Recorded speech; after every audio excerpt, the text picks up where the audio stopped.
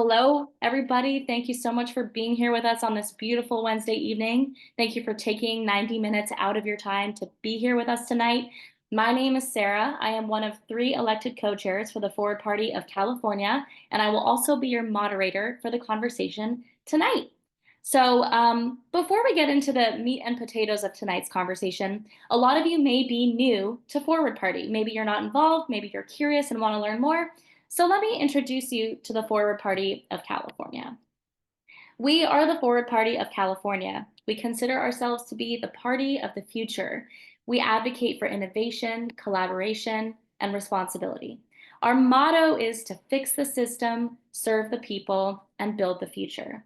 If that seems interesting to you, you are always welcome to join in our meetings, our panels, our conversations. You can check out our website, our social media, and you can always reach out, ask questions, and learn more. We are very approachable, and we just want to make as many friends as possible here in California and elsewhere. So you are so welcome here.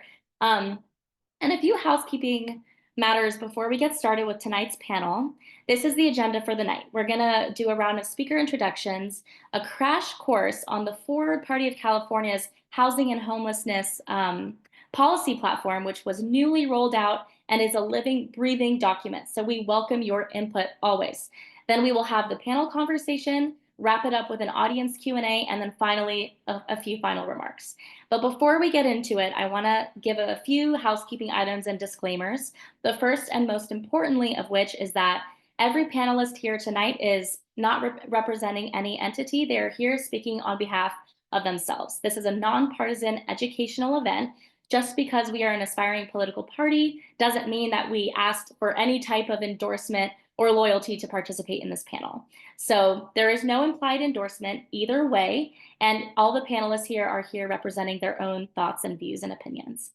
Another housekeeping item is that if you have a question for our panelists during the course of this conversation, please use the Q&A feature or function in the Zoom webinar. You'll see it in your top menu or your bottom menu, depending on where the menu tray is. And if you don't see it immediately, you might have to click more, and then Q&A will pop up, and you can submit your questions there. And then myself and a few of our other amazing forward leaders, such as our other co-chair, Rick, will be helping to facilitate the Q&A as the conversation goes on. So without further ado, I'm going to stop share for quite just one moment and introduce our topic for tonight. Whether you live in California or anywhere else, whether you are a Democrat, a Republican, a forwardist, or anyone else, you know that we are experiencing a pretty serious housing affordability issue in the state, in the country, even in the world. And that is also trickling into other issues as well. Rather than I deliver, a whole speech on this, though, we have this incredible slate of panelists before you tonight who will be speaking on the issue. So without further ado, we're going to introduce the panelists one by one. I will call on the panelists and they will give a quick introduction about who they are, which organization they work for, their affiliation or involvement with housing or homelessness, and where they're located in California. So let's go ahead and start with Dennis.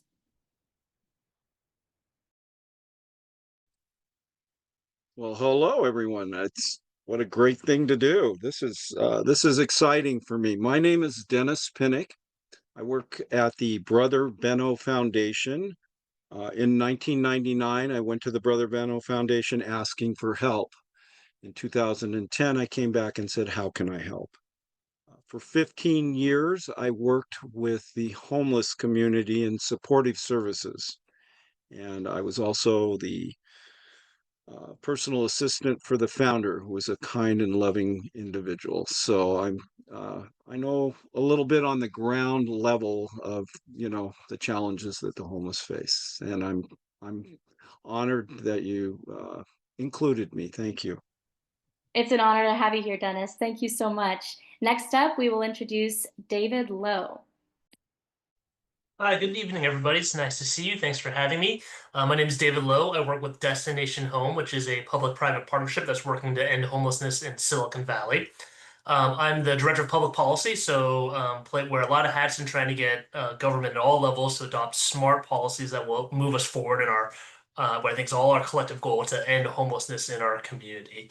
And just a little of the background for me, before coming to Destination Home, I spent about a decade working in San Jose City Hall. I worked for the previous two mayors, and so kind of have from a government perspective as well of what it takes to try to address this really big issue in our community. Thanks, David. Glad to have you here. Next up, Kathleen. Hi, everyone. My name is Kathleen Diehlmann, and I work with Dennis. And we are with the Brother Benno Foundation. And so I want to share with you the work that we do includes things like prevention of homelessness with rental assistance, utility assistance, as well as addressing the needs of the homeless. We are not a shelter, however. We started as a soup kitchen, but we've expanded our services way beyond that. We run a thriving recovery program, and the folks who go through our recovery program from drugs and alcohol help to serve the people that we serve, which we refer to as our guests, which are homeless individuals and the working poor.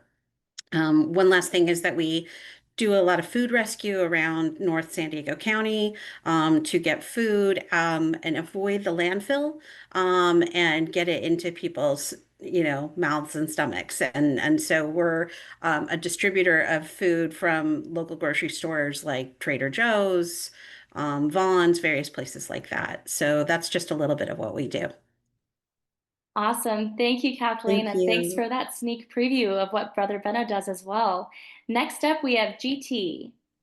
And good evening, and thank you for having me on as a panelist. And my name is GT Wharton. I'm co-founder of Strong Towns Oceanside, which is one of 300 local conversations of strong towns in the US and Canada. And Strong Towns is essentially a nonprofit organization that advocates for things like missing middle housing, more abundant housing, like small footprint housing, and then also safer streets and incremental development of cities. And so we founded this group, Thomas and myself, in 2023.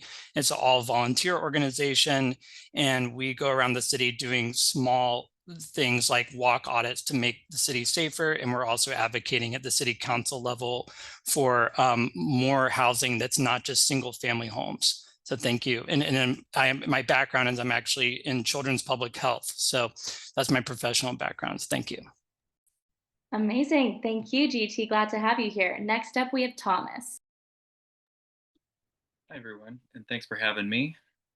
My name is Thomas LaCroix, and I am the co-founder of Strong Towns Oceanside, which, like GT said, is a small local group that's part of the bigger whole of Strong Towns.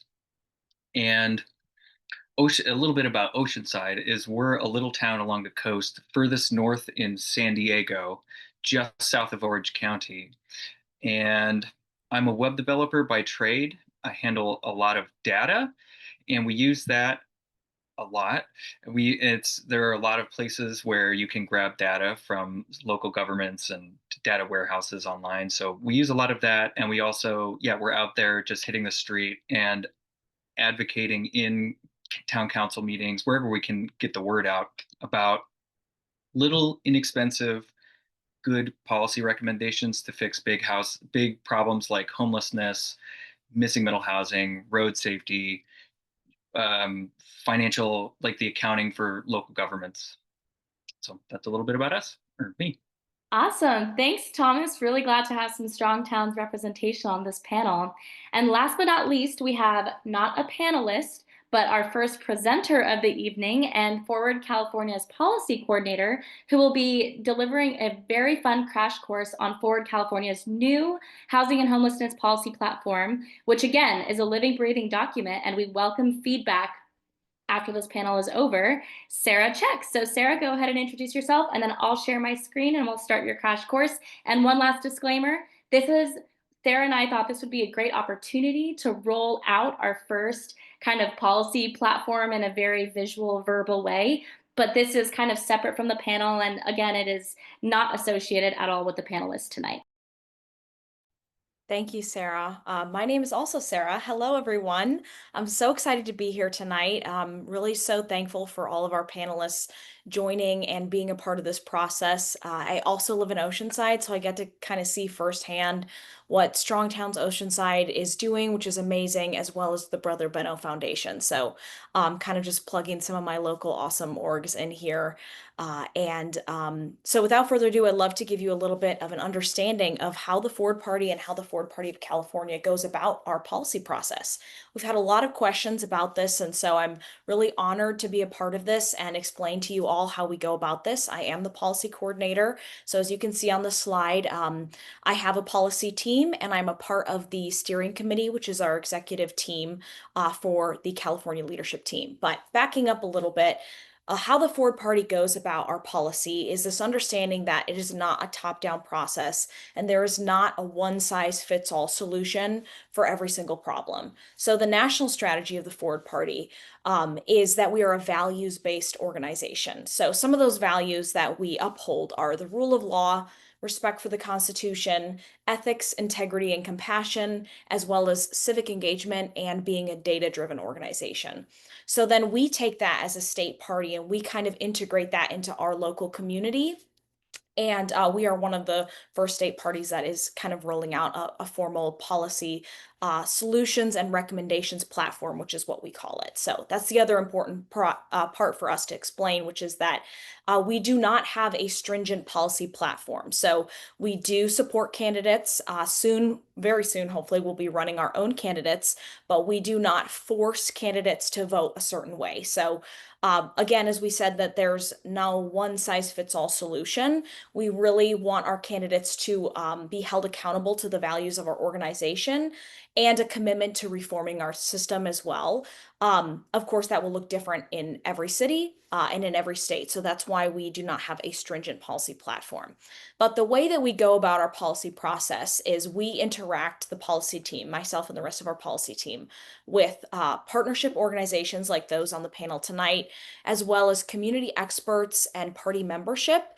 And then we do research in order to create solutions and recommendations that we can then present to our membership, which, as we'll talk about in a few minutes here, creates this continuous cycle of basically constantly crafting our policy process. So that's the other thing about the legacy parties that we don't really believe here at Forward, which is that policy is just the way it is and there's no change. But obviously we don't believe that. Everything is supposed to be iterative. That's the way that humans live their lives. And if you have any kind of human-focused policy and ever-evolving policy, it really has to be iterative. So that's the way we do things here. And we'll talk a little bit more about what that cycle looks like later. But this is just a brief overview of what informs our policy process. And this is a kind of a left to right motion. So our research informs what we write. And we can also push that down, and it's kind of both sides that are communicating with one another. So go ahead and hit the next slide, Sarah. Thank you. So now a little bit about our actual work and action. So this is on our policy page on housing. And the way that we essentially form this is that we craft vision statements about how we want our state to look and how we believe that our state should look in the future. And then from there, we are able to determine what is the problem. We find this through research and again through communicating with our party membership, as well as talking to community experts and some of these great organizations that you see here tonight. And from the problem statements, we are then able to determine some paths forward, which is what we call those, and they are solutions and recommendations that we would then recommend to our communities and to our elected officials as a way that we could kind of help solve this problem. So our paths forward are backed by examples and research. And as you can see on the page here for our housing, our paths forward include incremental housing development, zoning reform, streamlining our permitting process, as well as community land trusts. And if you go to our website, you can actually take a look much more in depth. And below these are lots and lots of sources. So I encourage you and I actually ask you to please read through the sources. And then as you can also see on the page, we have a small way for you to get involved, which is to give us your feedback. So you can use this little interactive sliding panel down at the bottom right of your page. And then as soon as you slide it over to the left, it will give you the opportunity to submit a comment to us. So this is our first way of getting you all engaged. You do not have to be a member of the Ford Party. You can just be someone who is interested and you can still leave us comment and feedback. I read every single one and I track everything. And then we can use that to help form our recommendations and solutions moving forward. So you can go ahead and hit the next one, Sarah. And here is a very similar page on homelessness on our website as well. So again, we have our vision statement and we have our problem statement and then our paths forward. So our paths forward for homelessness include targeted prevention methods, accountability and cohesion in homelessness programs, as well as addressing community needs at the local level. And we'll be talking about a lot of this tonight, which is really exciting. And you might actually see one or two of these organizations sprinkled in our sources. So I would again encourage you to go take a look there. We're very lucky to have a lot of really, really great organizations in California that are doing amazing hard work at the ground level. And so as a political party, our job is easy to find those organizations and uphold their work. You guys are the ones doing all the work. We really just need to find you and get connected with you. So that's kind of how we see our role in this. And we also, again, like I mentioned, this is a ever evolving document. And as Sarah said, these are not all inclusive. The 3 things on this page do not include every single idea or possibility or solution that's out there. It's not even going to include the whole entire problem. But we do believe that these solutions are forward aligned. And again, as we continue to create this iterative process, we can take stuff out, we can include new stuff, etc. So that's kind of how that works. And go ahead and hit the next slide. All right, so this is a little bit more about the policy process itself. So step 1 is beginning the planning, so observing and researching. And this is actually something that we can all do in our own communities. So we observe a problem and then we start to look into it, get interested, ask some questions and try and figure out what is this problem tied to. And this kind of opens up a whole entire new world for you as you start to research what are the multifaceted parts of this problem, how can I look into it, and that's kind of step 1. Step 2 is drafting the problem statement, so finding key sticking points in the system and figuring out this is where the key problem lies, and that's what we do right below our vision statement when we write our problem statement, is we try to put the problem out there so that it's clearly written. Step 3 is creating our paths forward. So searching for innovative science-backed solutions to key issues is kind of a ever continuing going process. And we always recommend and ask for member feedback. And if you have ideas, please share them with us. If there are organizations that we're not connected to yet, please share them with us because we are always looking for those innovative data-driven solutions. Step 4 is to actually implement these paths forward. So use the paths forward to drive conversation and collaboration. And that's exactly what we're doing tonight, which takes us right into step 5, which is input and interacting with the community and stakeholders. So that's why we're all here, of course. And we are getting community and stakeholder input, involvement, and collaboration. And it's very important for us to not be an echo chamber, but understand that we're a diverse web of experience and knowledge. And it's great for you all to know. And I want to make it clear that you make a difference by showing up, by listening and thinking. So if we can leave you with anything tonight, please just think about the fact that there are problems around you, yes, but there are also solutions, and we want to be a part of the solution, not the problem. Some of these incredible organizations are going to talk to us a little bit tonight about solutions that they have created and that they are trying to implement, and we can always engage in our communities more, so that is what I ask of all of you tonight. I'm very excited about this panel. And if you are interested in getting engaged with Forward California's policy team, please feel free to email me. It is down there at the bottom. And of course, you can ask for my email in the chat and I'm happy to send it to you as well. So if we don't have any further questions on that, I think that we can get started.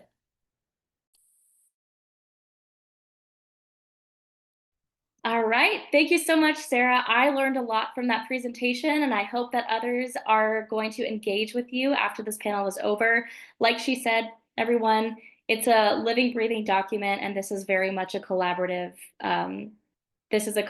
challenge for us to create a policy platform. So please, if you have, vested interest in the future of your state, get involved and let us know how you want America and California to turn out in the future.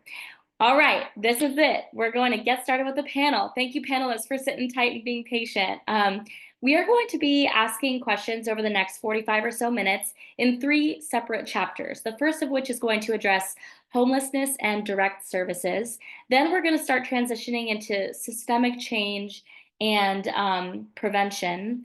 And then we're going to finish up with housing, zoning, and urban design, something that may not initially sound like the most pizzazzy, glamorous topic, but one that I think, as a former candidate for city council, is one of the most critical for thoughtful development of our neighborhoods and communities. So I cannot wait.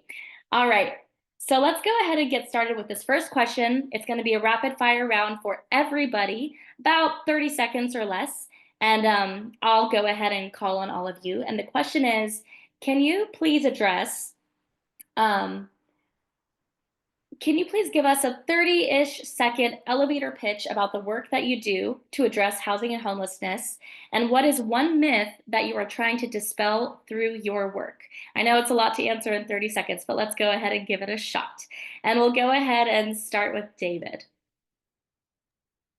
Sure. So I think I mentioned earlier, Destination Home is a public-private partnership working to end homelessness in Silicon Valley.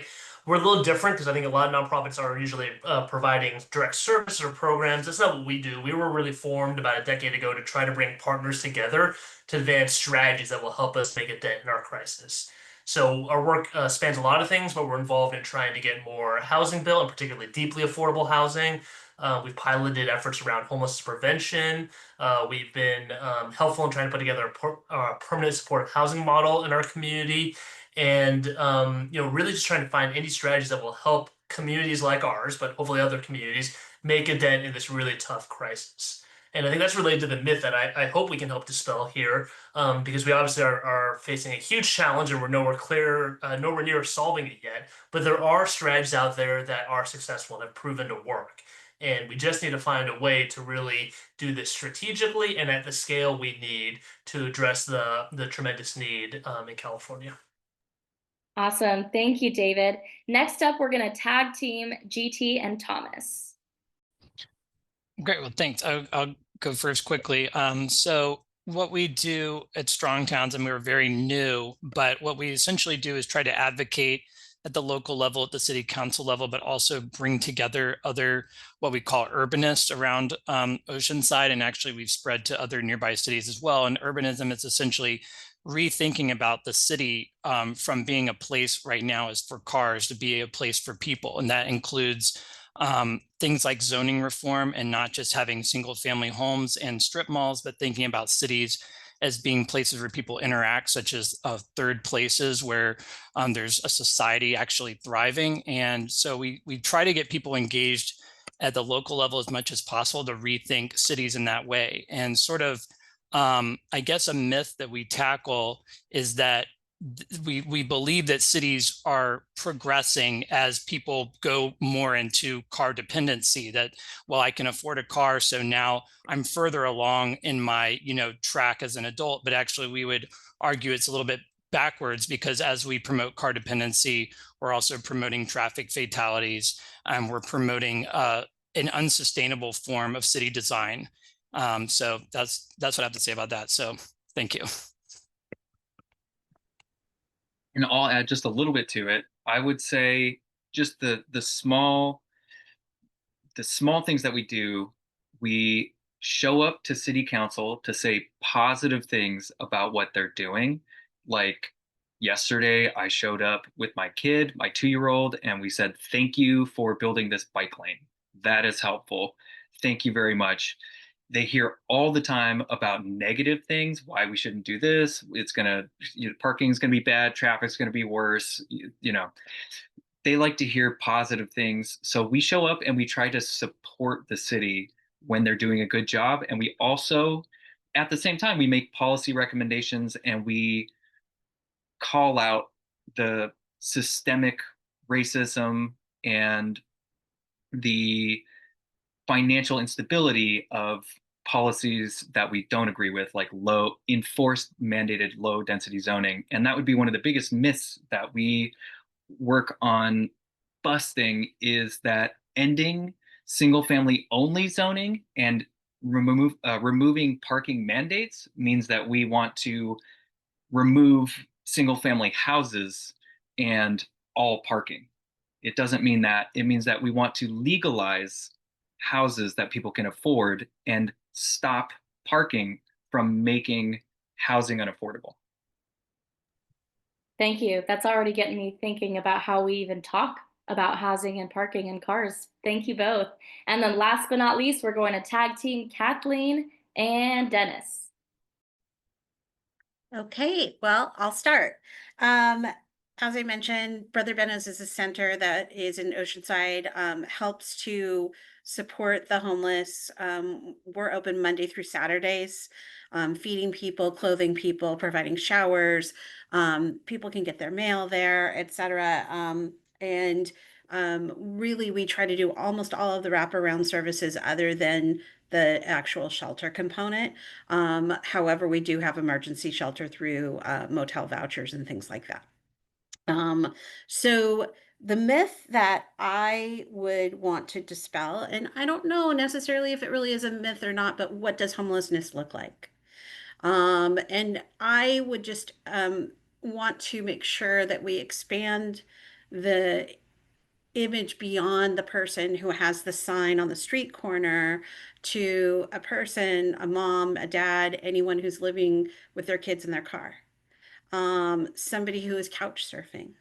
So there's a lot of different ways that you can look at a person who is struggling with homelessness beyond the person who's living on the streets. And so it's important for us to be aware of all the different ways that people are living without a home. Dennis? Well, let's see. What I do and what we do to address housing and homelessness is we meet people right where they are with whatever challenges they're having, and we develop relationships with them and we include them in the solution. We don't do it perfect and all the time, but until we develop a relationship with the individuals that are having these challenges, there's nothing we can do. We walk together with people, we advocate for them. So that's where the solution starts.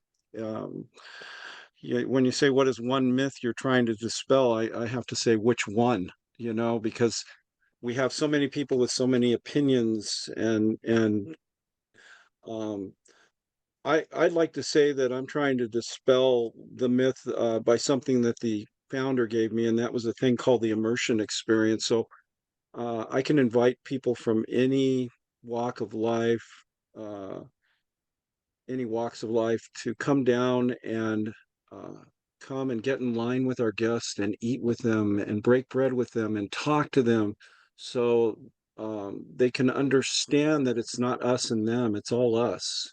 And we're all affected by this. Every family is affected by this in some way or another. We know somebody or people that are going through it. So that's my little bit. Thanks. Thank you. Thank you both, and thank you all. All right, now we're going to ask some more pointed questions, and I'll just be calling on one or two panelists to answer each question.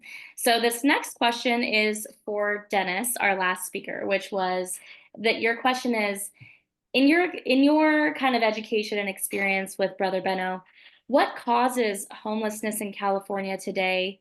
And what exactly is wrap-around care that you guys have mentioned that Brother Benno offers?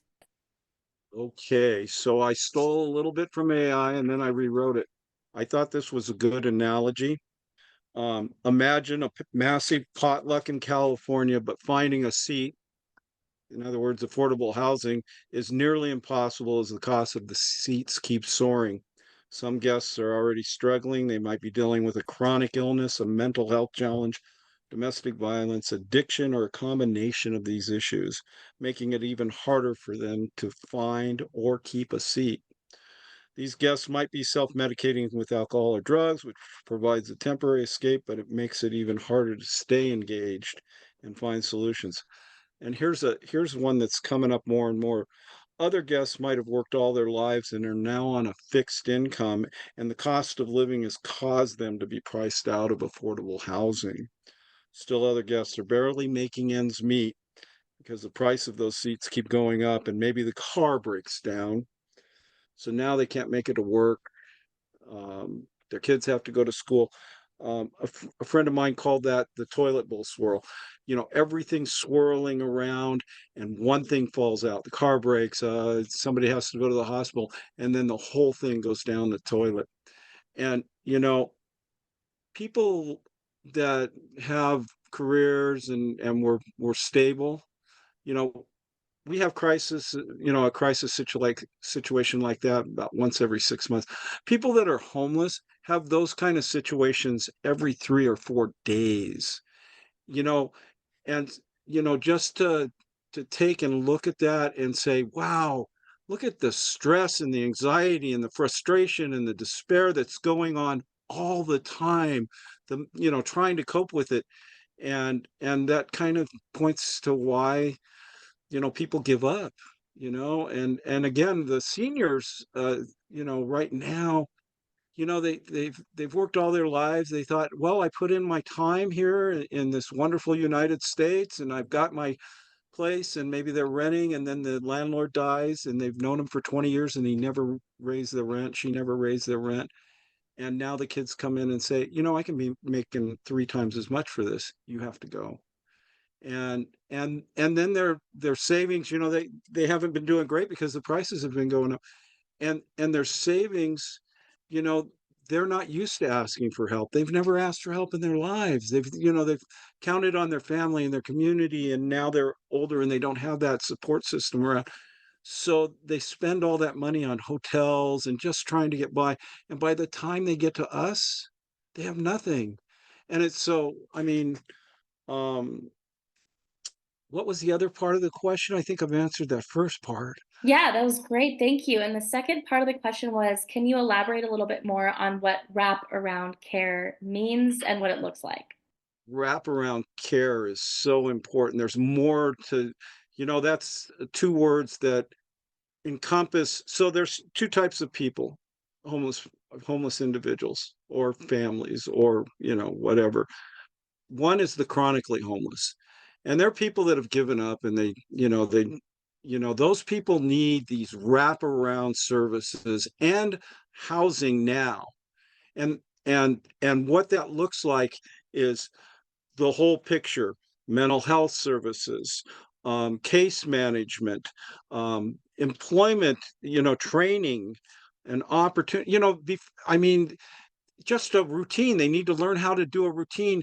And the way wraparound services, I'm probably getting out of the box a little bit, but the way wraparound services work right now, we don't have enough resources. We don't have enough trained people to go out and support those people. They have to be supported on an almost daily basis in the beginning, that slowly migrates to a weekly and then to a monthly thing when they get on their feet. But we have to walk together with them. We really have to walk together with them.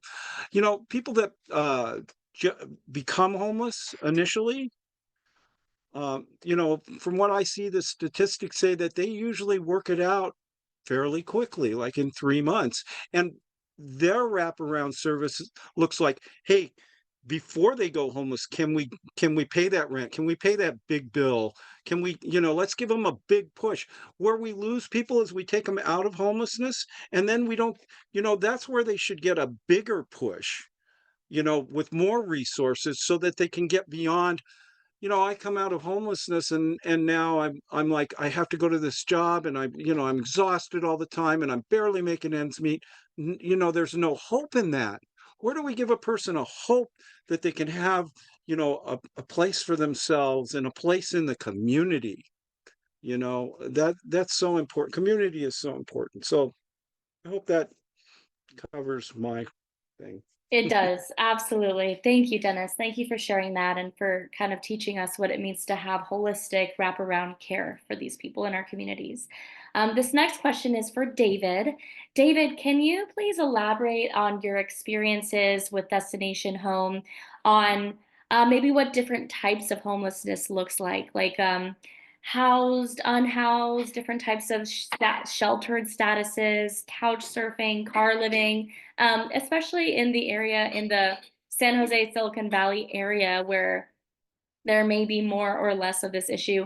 And can you also please explain what it looks like kind of on the ground, like these different statuses of homelessness? Yeah, I mean, Kathleen alluded to it earlier. I think it's really important to say that there really is no just one type, or even it's really kind of hard to try to talk about people have types of homelessness. Everyone's experience is unique and it looks different. And I think it's really important to say that I think for all of us as human nature, we try to relate to what we see or what our visible experience is. But we got to recognize that is only a portion. It is one person, few people of what their experience is. So there are people who are sheltered. You're not going to see them on the street because they have, a shelter over the head of the night, but they still don't have a permanent home. The people who are living in by the creeks, places that are outdoors but a little bit out of the way because they're trying not to get hassled. The people living in their cars. There are people who are couch surfing. So, it can look many different ways, but the common denominator is something that many of us take for granted is that they don't have that safe, stable home that they can count on to provide the stability that we all need really to thrive. I also think it's really important to kind of mention, every one of these different circumstances will have its, I hate to say pros and cons, but they're different attributes for what it's like, right? And I think we need to recognize for different individuals, they're finding what they need to survive. So there really is no one better than the other. I think most people would agree that if someone has a roof over their head, if they're in some kind of sheltered environment, that there are some things they don't have to worry about. But we also need to be really careful because I think even as we try to get people indoors, which can have some benefit, we need to recognize that's only half the problem, right? Because in our high cost of living, it's been alluded to before, the thing that's driving homelessness is the outrageous cost of living here in our state. It's not enough to get someone indoors, right? Especially as Dennis mentioned, if you've been unhoused for a number of years, you have had piled a lot of issues, a lot of challenges are going on. So we need to think of that throughput. Let's not just bring people indoors and bring them the service they need, but what is going to be helpful to actually get them to long-term stable housing? And there's not one answer there, but that's key. And that comes back to one of the things we advocate for is we need a lot of different strategies for we can have more affordable housing options in our communities. Thank you, David. That's a great answer. And I guess follow-up question. Um, it seems like the experience of homelessness is a very unique case by case basis. So how do you approach each case by case basis? Is there like kind of a set of questions that you ask to acquaint yourself with this case, or is it a lot more unique and kind of uh, custom tailored than that? How do you approach each unique case to find the correct prognosis? Sure. I mean, and it's an easier said than done thing, right? But in our community, one thing we have it's again pretty wonky, but it's called coordinated assessment. So people who are coming in experiencing homelessness say we're looking for assistance. There are questions, interviews we do to try to understand the severity of need, what their needs are, so we can do our best to try to customize the type of assistance they get, right? What type of housing unit should we be looking for? What kind of services do we need? More broadly speaking, I do think it comes back to what Dennis was alluding to. If you want to have those, what we call supportive services, the wraparound services, and a lot of the models we've had in Santa Clara County is to try to make that customizable because not everyone needs the same thing.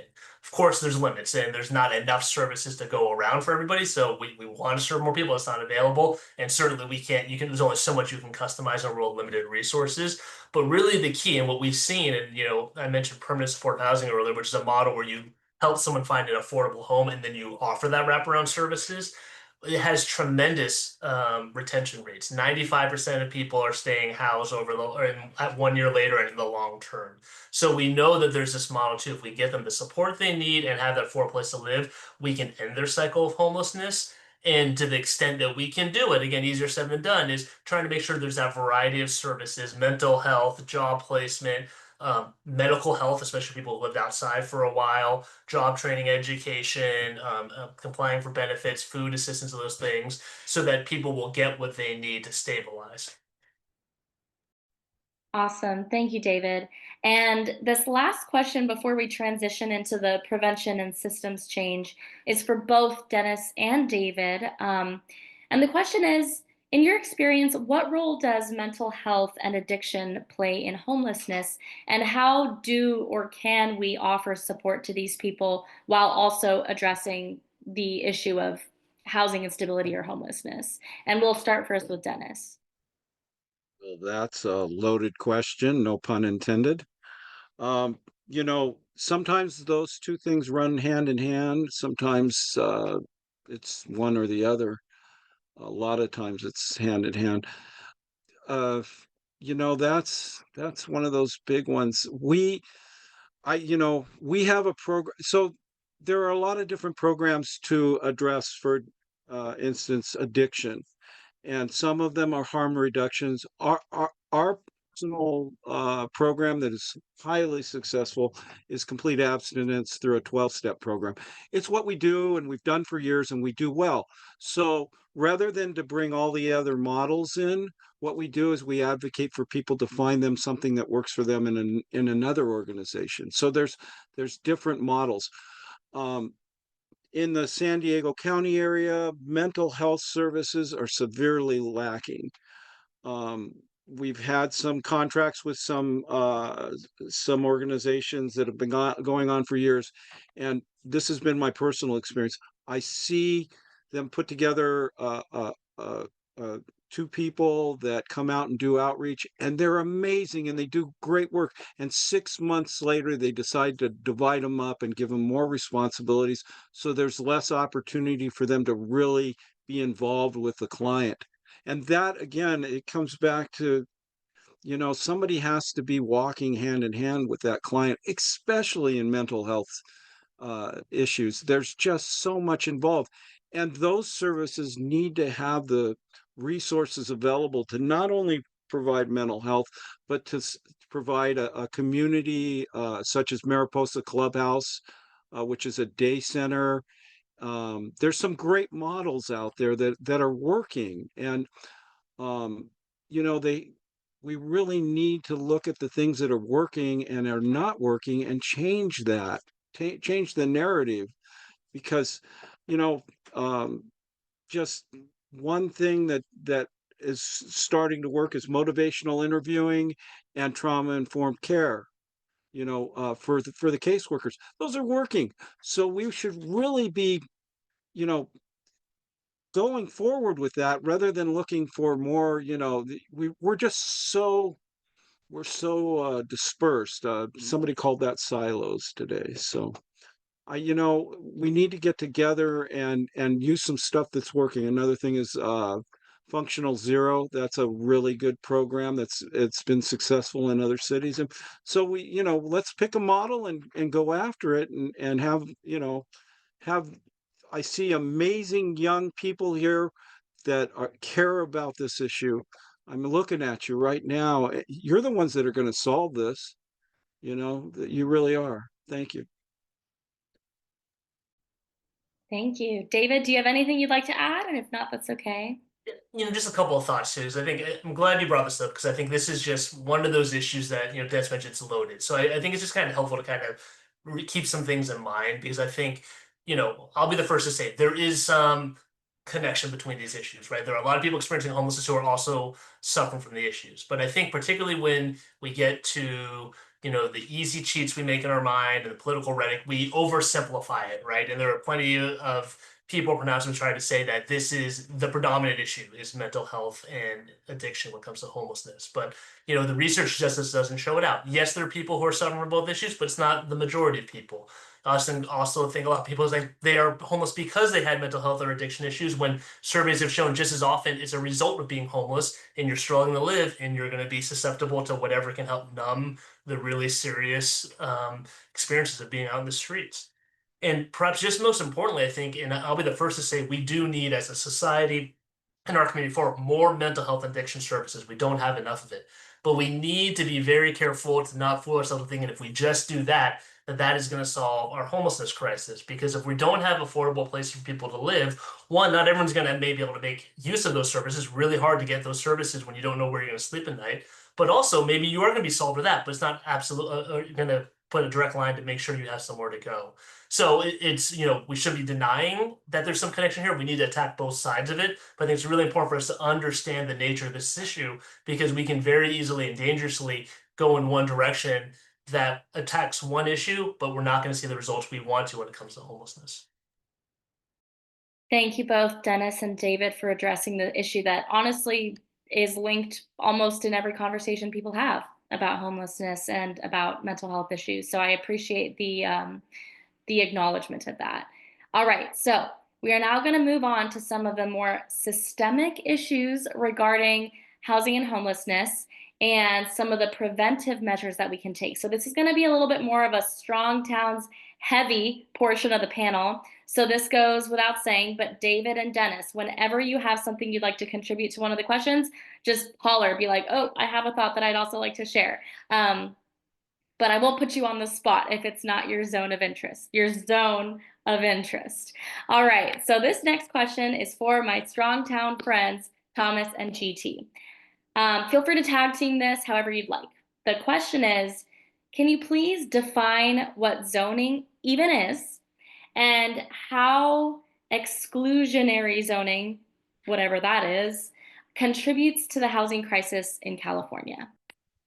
Sure. So thank you. That's kind of at the core of Strong Towns, and it's not unique to Oceanside. It's everywhere, but it's particularly bad in North America.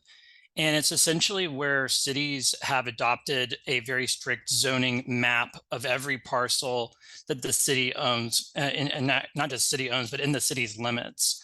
And so when you can look at a zoning map of any city in California, and you'll see that some of them are incredibly complicated, and they have very strict uses of what you can and can't build on each parcel of land. And if you look at California cities, you'll find that when it's zoned for allowing housing or residential zoning, when we see a residential zoning, like 90% of those residential zones are single family exclusionary zones. And what that means is you can only build a detached house on that parcel that has certain setback rules, and essentially is the lowest density that exists for a housing unit. And so if we're talking about the housing crisis and we're saying there's not enough housing, especially affordable housing, well, it's kind of built into the system, right? Because you can't build, you're not even allowed to build anything that's not a single family home, or what we've, essentially $1 million mansion here in California. So I'll let Thomas expand on that as well.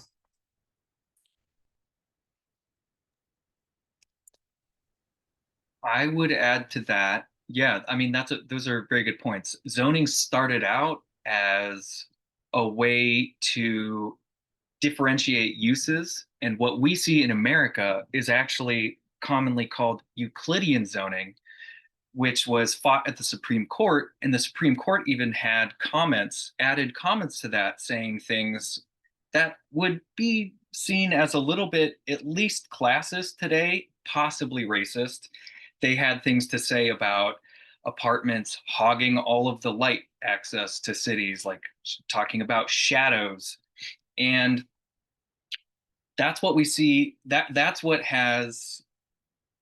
we see in America today commonly, where in your neighborhood, you are probably, chances are you're living in a single family only zoned neighborhood, which means there can only be single family houses built there. There cannot be a duplex there. If there is a duplex that they try to build, the community can show up, yell at city council, try to prevent that. And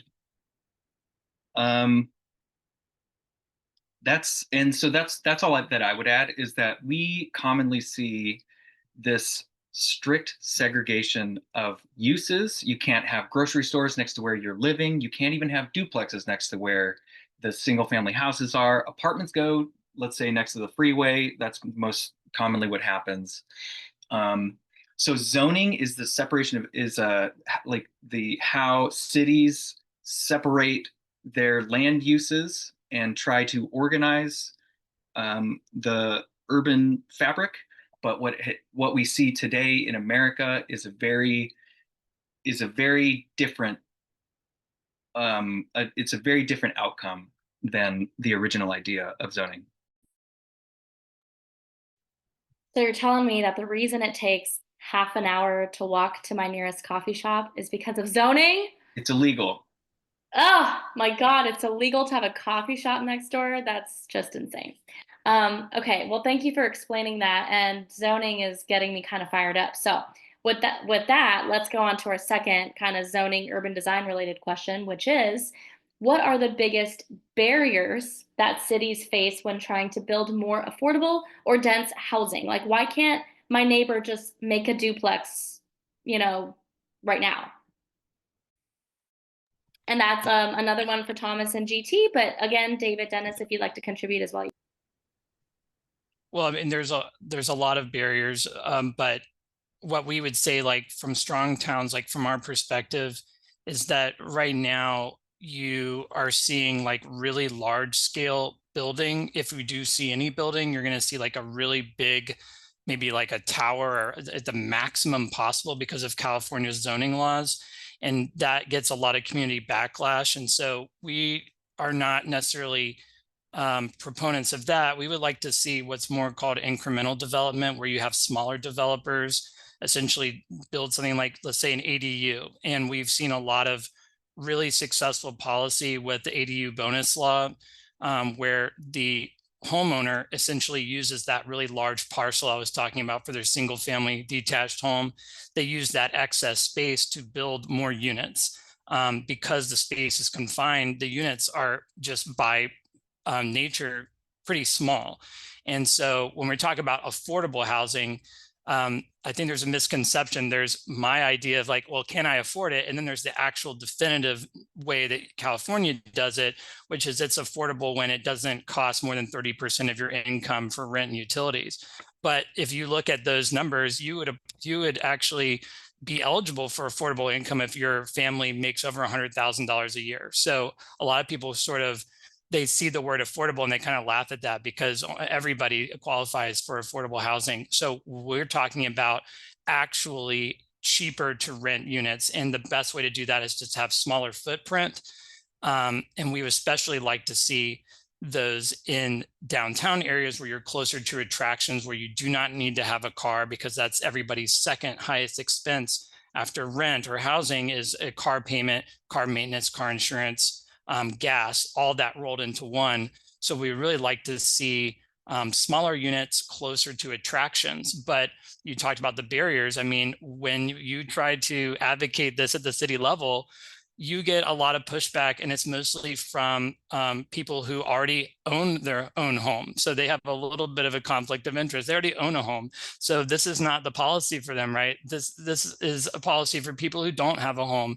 But when we go to city council, this is the only type of person that shows up, is someone who already owns a home and doesn't want smaller units being built in their neighborhood. So that's a big barrier.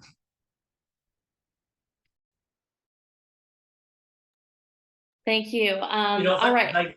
Yeah, please. Just add is that I think what JT is saying is right on too. And if we're going to solve our housing crisis, we're going to just build a lot more and a lot of different ways to get affordable housing, right, in all types for all sorts of people.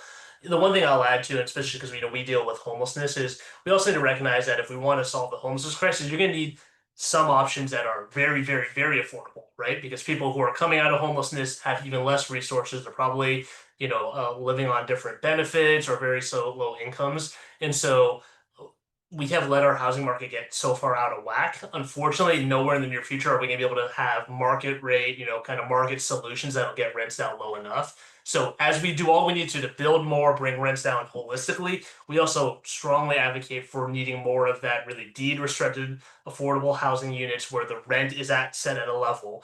And to do that, it faces all the same barriers GT was mentioning, but also means you need money, right? You need money to subsidize for it. And it ends up being a lot of studies. We can talk more about this at another time about a really good investment for communities, but you got to make that upfront investment. And as budget scarcity has gotten harder, we're not seeing as much of that. So I think that's one thing we also need to be thinking in mind is if we really want to solve our affordable housing crisis, what else are we willing to invest into our state and local funds to help fund it? Yeah, I'll just add to that.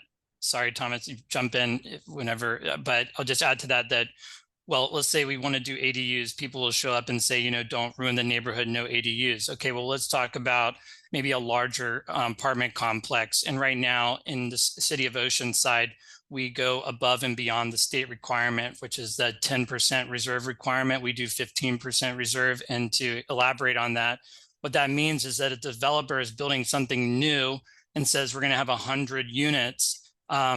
15% of them have to be set aside to be below market rate, and that quote affordable housing, but defined affordable housing, and they can be at above moderate, moderate, very low income levels. So it's kind of a little bit counterintuitive. That means in order to get below market rate units, we're going to have to build some market rate units in order to subsidize them. But that type of project also gets backfire at city council meetings, because it doesn't look like that incremental development I was talking about with ADUs, where you have the neighborhood is slowly densifying. Instead, what usually happens is a totally empty or vacant parcel all of a sudden becomes 100 units, and then people lose their minds. They say you're destroying the city. So there's got to be some sort of middle ground. We've got to be able to build some sort of housing. I believe there's a multifaceted approach. I think we need to have some sort of zoning reform, but we also have to really face the reality that if we want below market rate units to exist at all, we're going to have to build market rate units to subsidize them. There's no way around that, in my opinion.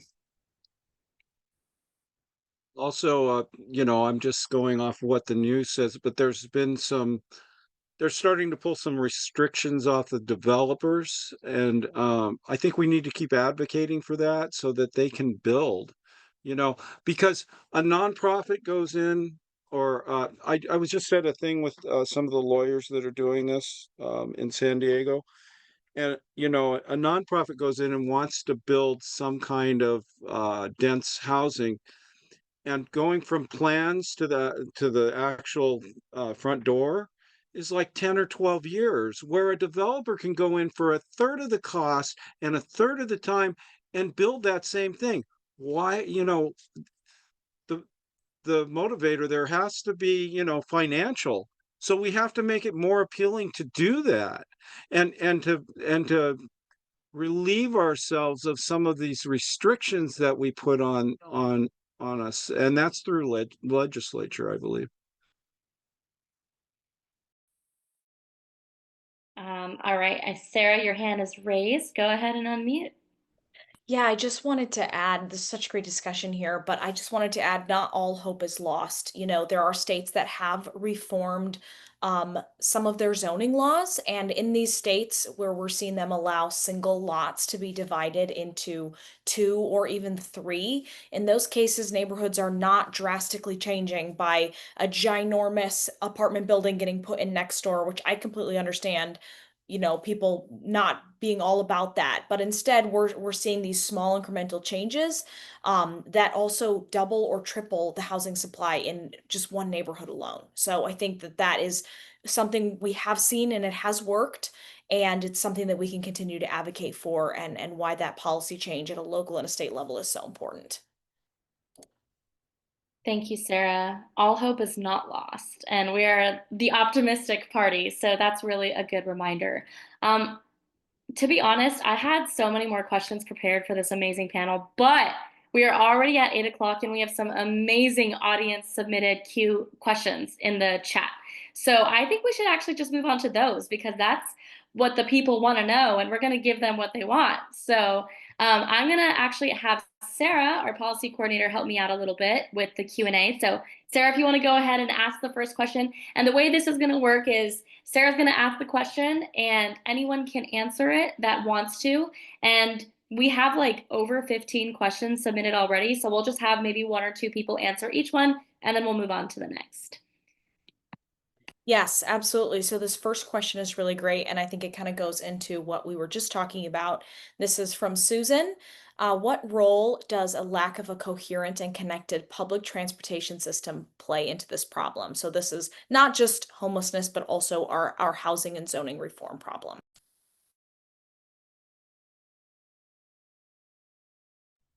All right, I'll take a stab at it, or go ahead, Dennis.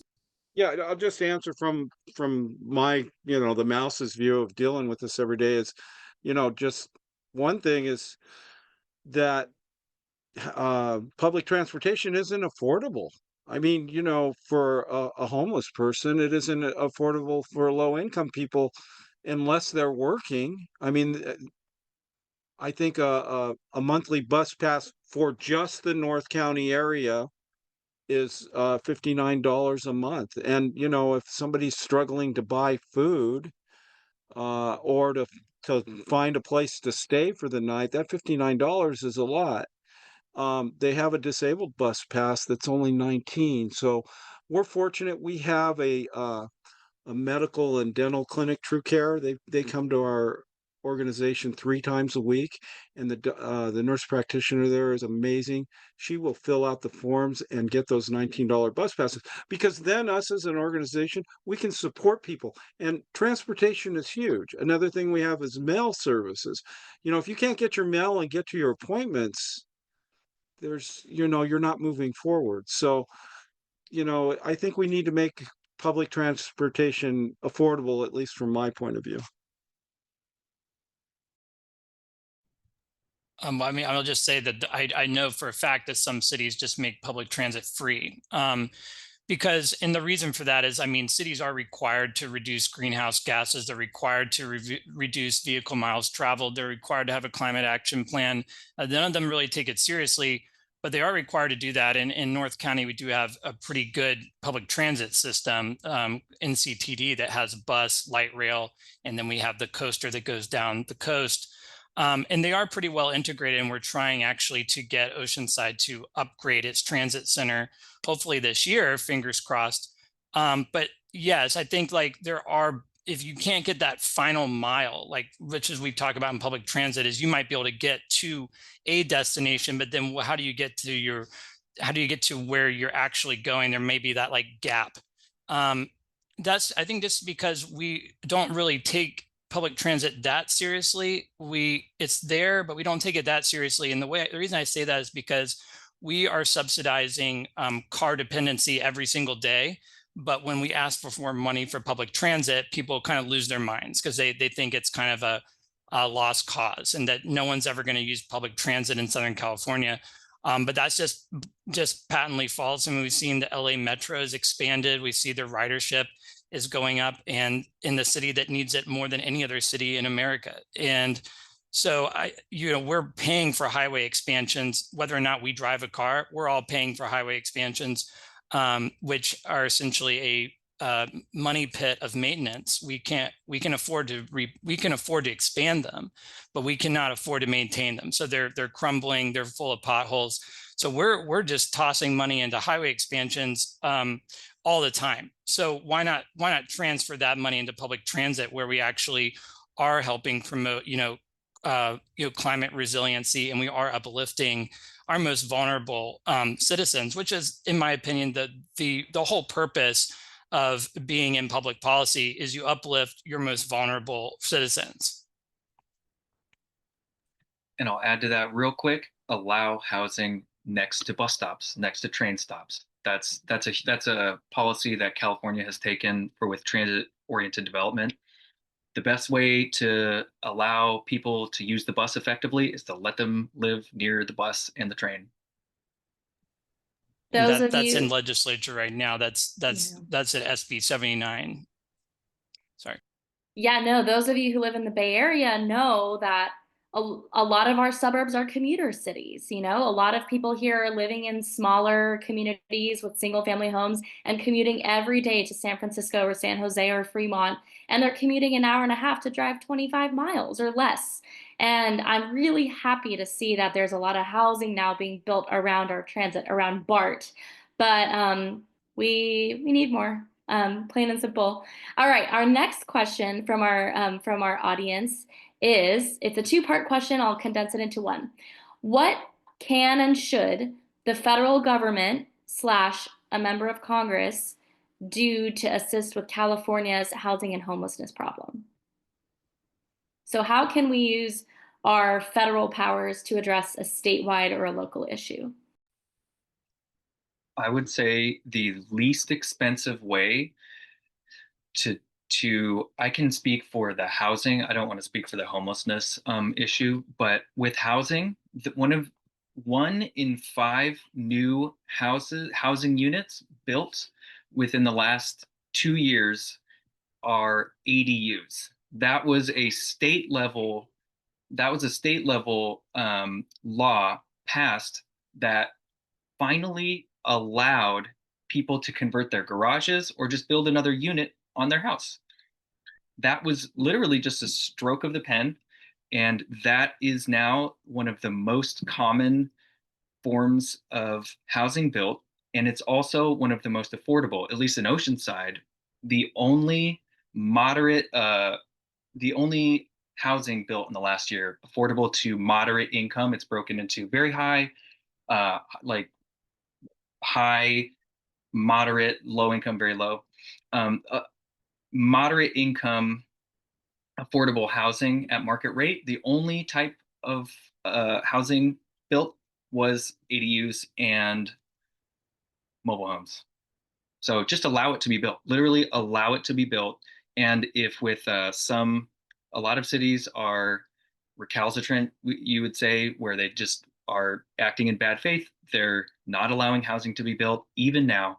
So I would say it would be to just step in and say, enough, allow it to be built. I have two thoughts. I think the federal government has long invested in a lot of different affordable housing programs that have proven really successful, either through putting funding in for new developments that are 100% for deed restricted, low market rates, or to incentivizing things. And the federal government, because of the scale, can do things at the type of scale that actually moves things going. So I think it's really important to continue supporting those and funding those affordable housing programs. On the homelessness side, that's going to be huge for that as well. But also, the federal government puts a lot of funding out through COCs and different kind of services to get to those wraparound care that we need to. Unfortunately, that's being considered for cuts right now under the current administration. So I do think whatever we can do to look to get back that, stop the cuts. I don't know what the near future is, but the federal government plays a huge role, because even here in Silicon Valley, where we have invested local tax resources on it, that alone can't do it, right? The scope of the problem we're facing is now huge, and so we're going to need all levels of government to do it. And at the federal level, providing that incentives, the funding that can then let local communities tailor to their needs is absolutely critical to having success on these issues. Thank you. And I'll let Sarah ask the next question. Yeah, these are just really wonderful answers. So this is another great question from Jeff. Jeff says, I am a high school teacher in a small city in Northern California. Over the years, I have seen an increase of children, his students in particular, who are homeless, either living in a car or a hotel, so sheltered homeless. What bothers me the most is that the homelessness is not temporary. It goes on the entire school year or longer. Plus, overall, there are not many services available other than getting some free food or a bus pass. I don't understand why this is allowed to happen, especially for those young students. What is a real solution to getting students into a good home, not just a place in a bad neighborhood? So I think this is a question for everyone, but I'd love to hear David's perspective on this in particular.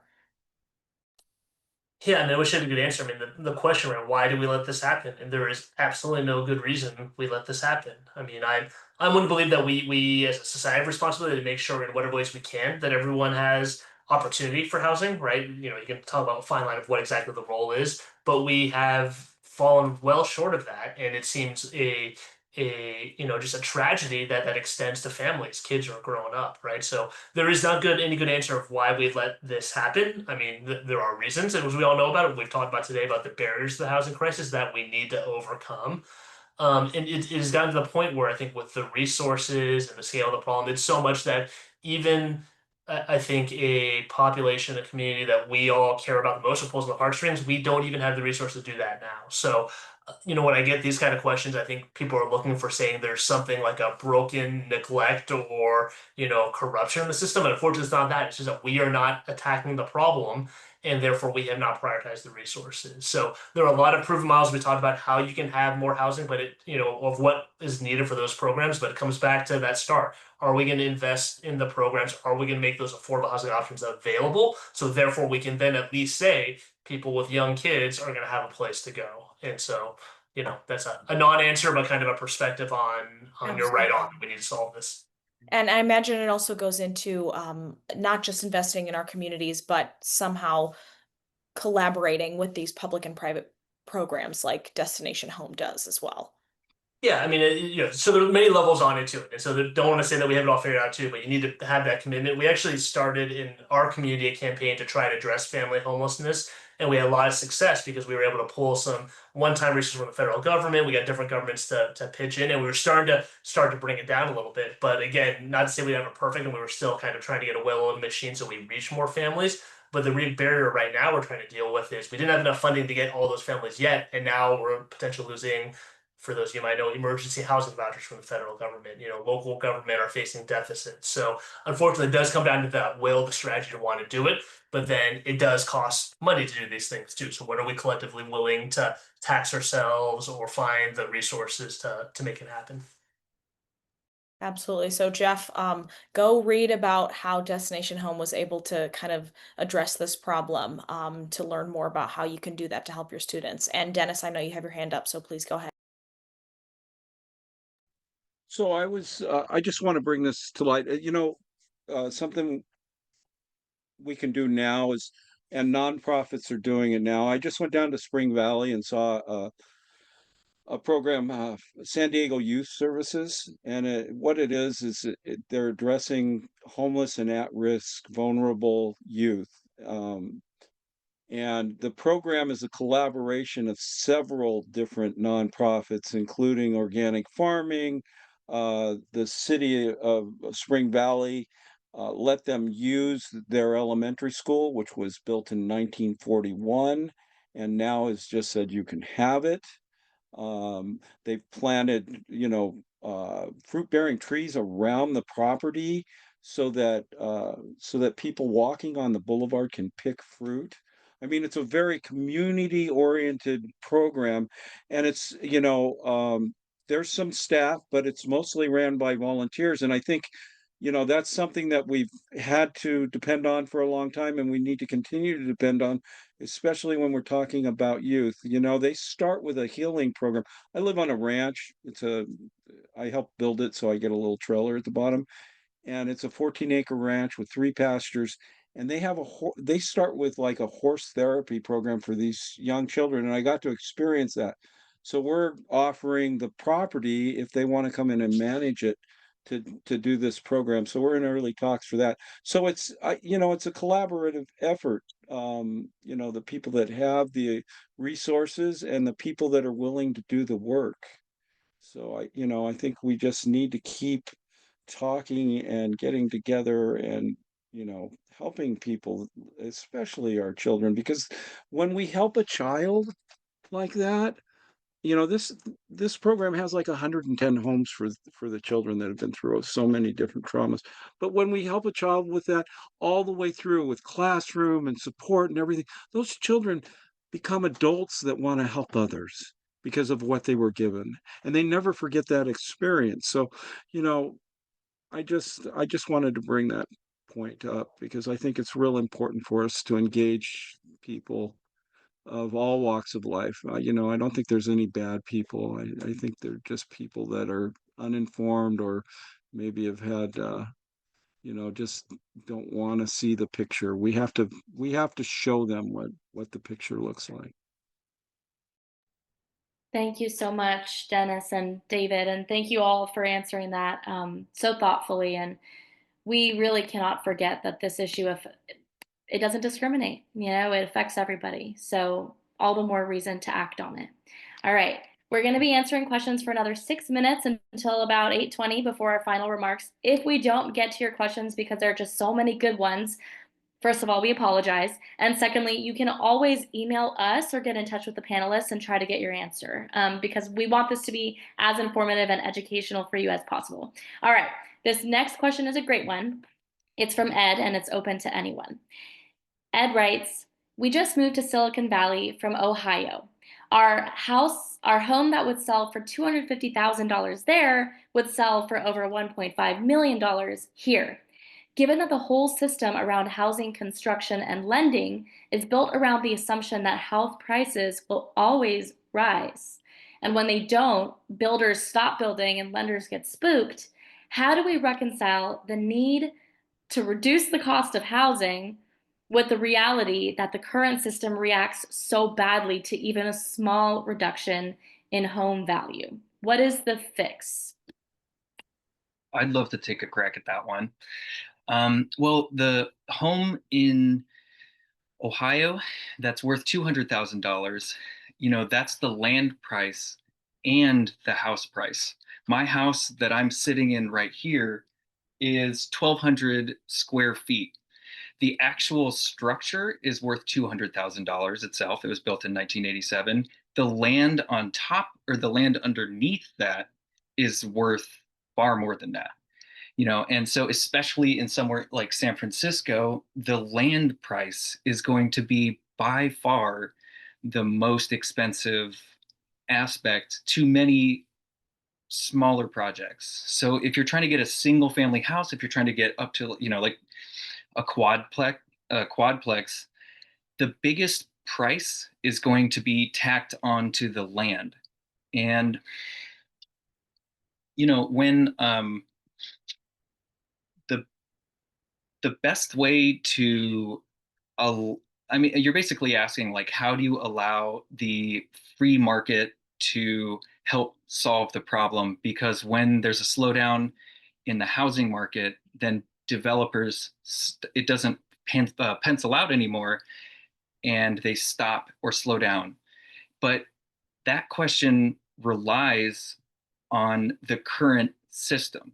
So if you just allow you like let's say you have your $200,000 house that you sell in Ohio, you buy $1.5 million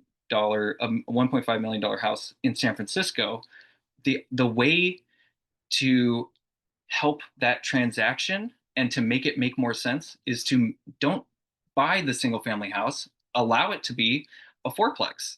Allow the city should allow a developer to subdivide that into smaller parcels, because a lot of places have a quarter acre minimum lot size. There are so many little regulations that are almost invisible to the average person, but that really it torpedoes the way, the pro forma for anybody trying to make money in a capitalist system. To actually, it thwarts them, and that is a huge aspect to the affordability of housing units, which not necessarily land, but units, a roof over your head, which is what everyone wants. I might just add too, because I agree with everything Thomas said too, but I think it also shows that that probably solving this crisis, we cannot rely just on the free market alone, right? And I'm a big believer that that's where the housing's being built. We got to work in it. And I think the things we're talking about can help move it in that direction. But our housing market's gotten so out of whack in California. We're so far behind.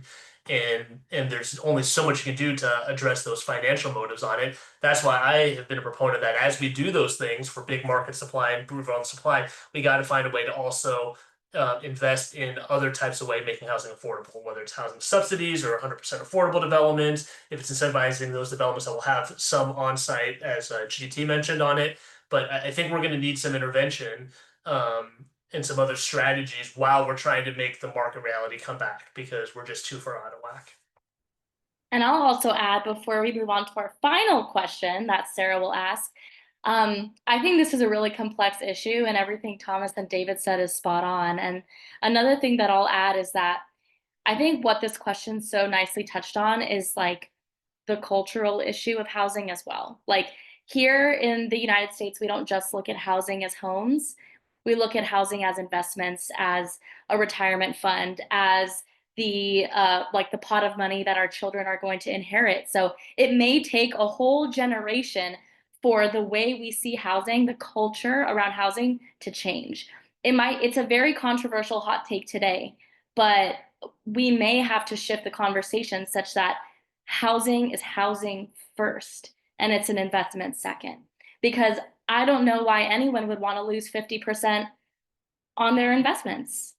But when it's not an investment anymore and it's a home, it's a roof over your head, then it's a little bit easier of a pill to swallow. So I think that's going to take a lot of time. It's a cultural issue, but we need to start having the conversation now for it to happen.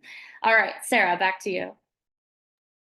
Yeah, I was going to try and summarize we have a lot of questions in the chat regarding real estate investment trusts and investors and basically corporations stepping in and purchasing large plots of land or homes that either obviously individuals like ourselves could be living in, or we could even be potentially using as service centers or wraparound care centers. And so I think my question is, how do we address that in an incremental way? Is the only way that you all see us addressing that is with legislation, or is there another way incrementally that we could try and address this problem? And does it also greatly affect both the housing market and our homelessness problem as well? I'm happy to take a crack at that. I mean, like, I think what Sarah said earlier is exactly the problem that we have right now, that housing is an investment and not a place. It's not a roof over your head. It's an investment. And so when I was talking about people that are usually against new development, those are people who are worried, like, will my investment, my retirement fund, is it going to now go down because other people are now building near it? And so I don't have this exclusive good. So, you know, my background, actually I have a master's in econ. I mean, this is like scarcity, right? So we're essentially, as if housing is scarce, then it's valuable. And if it's scarce, then it can be traded. And if it can be traded, then it becomes a commodity, and then it becomes this investment vehicle. So I think that one way is, yeah, we need to think about it. How do we get out of that mindset that a house is an investment for the future, in terms of I'm going to sell it for a lot more money in the future? How do we make it less desirable for, you know, venture capitalists like BlackRock, you know, that buy up large parcels, especially in areas where they see the market is booming? But we have that problem in Oceanside too. I think there's a pretty easy answer to that, is this: you just tax people that are using their housing as an investment. Like, if it's vacant, there should be a vacancy tax. If you're buying up a large parcel for investment, they should just tax them more and say, like, well, that's we want to essentially de-incentivize the investment of housing, because everybody thrives on scarcity if it's an investment. No one wants any more units to be built if their price is going to go up from scarcity. And that's the biggest problem that we face right now in, say, Oceanside. When we say we're going to build 100 units and people say, oh my God, you're going to gentrify the city.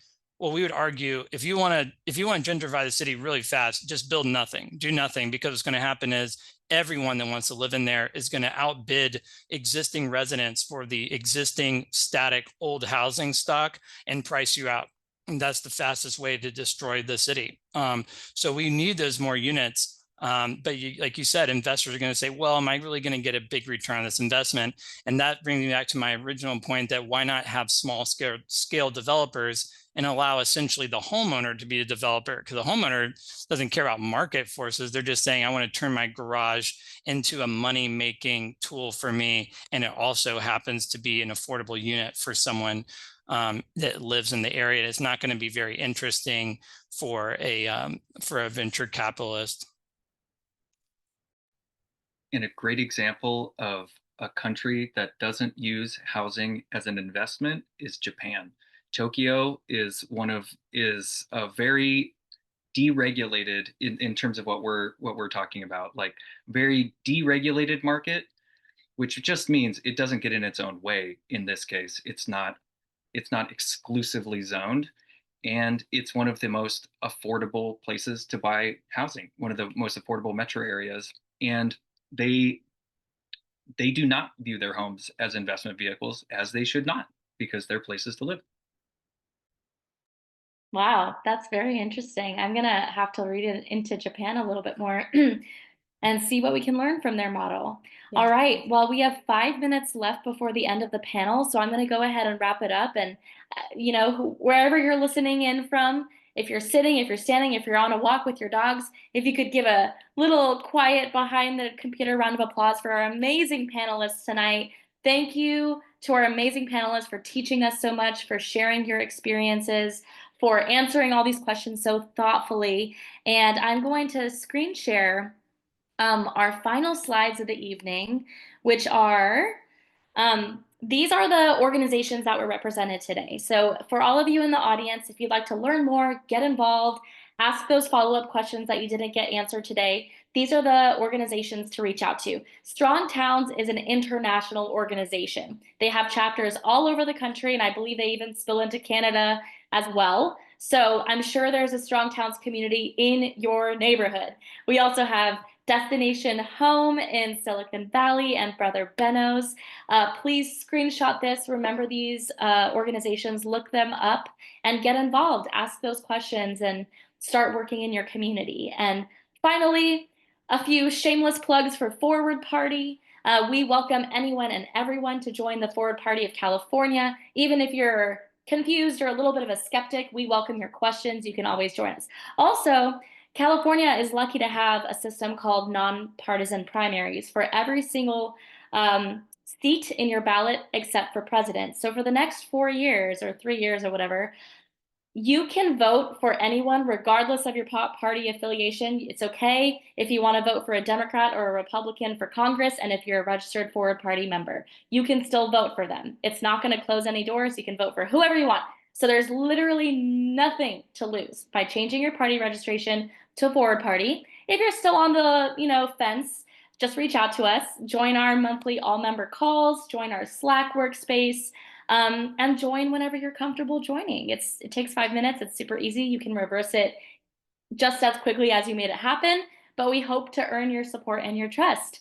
And with that, with a few minutes to spare, I'm going to thank you all again. I'm going to stop share, and I'll let the panelists, if they want to say anything to close us off, they can, and then we're all free to go in a few minutes. Yeah, well, I will share that what you alluded to, that strong towns all over the United States. I mean, so we started something called local conversations just a few years ago. They're all new, so we're less than 2 years old, but there's now more than 300 across the U.S. and Canada, and we are helping other groups get started across North County and other parts of San Diego, but we see them popping up everywhere because there's really no barrier to entry. It's pretty much like one person takes the lead and has to sign an agreement that just says, don't be a jerk. And then you can be a group leader. And that's literally what it is. And we're trying to get as many propped up as possible because we really do think that this can be done from a bottom up approach, as well as, like we've talked about, some top down approaches at the legislative level. But we really do need people at city council to show up and be that kind of voice that's been missing for the past 30 plus years, because we only really hear from, like we said, like wealthy homeowners that don't want to see changes. We really would like to see a change at who shows up to city council that says, we do have a problem, is that I can't afford housing. I can't afford to raise my kids here. My kids will never be able to afford to live where I live now. So there is a problem that's occurring right now, but there's no voice at the local level. We don't hear that voice. So we encourage as many local groups to to start as possible. So we're willing to hold your hand and help you get that started. Thank you, GT. That's so awesome. Yeah, this bottom-up approach seems to be something that we all have in common. So I always like to say that we have more in common than we have that divides us. So I love that we all agree on that. I'd like to share something. This is for everybody that's listening in. I want to challenge you, and it's get out of your comfort zone, visit a shelter or a community center such as ours. Engage with the people being served. Go through the mill line and sit down and break bread with the guests. Volunteer at a place that serves the population you feel called to serve, such as a domestic violence shelter or homeless outreach project. A few hours dedicated in this manner will shift your perspective and will move you forward to affect a change in your own community. I just want to give one shout out to Sanctuary. They're showing up all the time to the city council meetings. So, yay. I couldn't have said it better. Thank you, Dennis. And you brought up an important, everyone actually at this call has brought up an important point. Go to your city council meetings. They can, I'm not even going to lie, they can be long and they can, like, your eyes can glaze over, but just go deliver a public comment, either thank them for the work they're doing or provide some input, some feedback, maybe even a little bit of constructive criticism. Your voice is so powerful in those city council meetings because so few people go. So even though you live in a city of 100,000 people, maybe there's less than 10 people actually there. So you are impactful if you're there. All right, we're over time. So thank you again, everyone. Have an amazing night. Let's mobilize, get involved, and make a change. One more round of applause for our amazing panelists, and let's keep this conversation going forever and Thank you, ever. everyone, so much. You're all incredible. Thank you for joining. Thanks, everybody. Have a good night. Have a great night. Thank you.